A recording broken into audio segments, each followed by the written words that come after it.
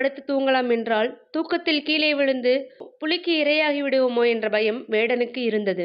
எனவே தூக்கம் வராதிருக்க மரத்தின் இலைகளை ஒவ்வொன்றாக பறித்து கீழே போட்டுக் கொண்டிருந்தான் அந்த வேடன். அந்த மரத்தின் அடியில் ஒரு சிவலிங்கம் இருந்தது. வேடன் பறித்து போட்ட வில்வ இலைகள் சிவலிங்கத்தின் மேல் விழுந்து கொண்டிருந்தன.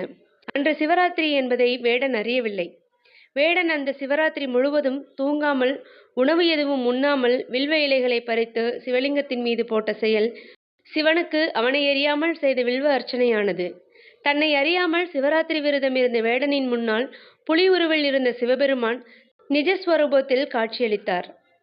வேடனின் செயலை பாராட்டி அவனுக்கு மோட்ச பதவி அருளினார். இந்த கதையை ரிஷிகள் சொல்ல கேட்ட மன்னன் புன்னகை செய்தான். முற்பிறவியில் தானே அந்த வேடனாக இருந்ததாகவும் சிவராத்திரி புண்ணியம் காரணமாக இப்பிறவியில் சக்கரவர்த்தியாக பிறந்திருக்கிறேன் என்று சித்திரபானு மன்னன் அஷ்டவக்ர மகரிஷியிடம் கூறினான்.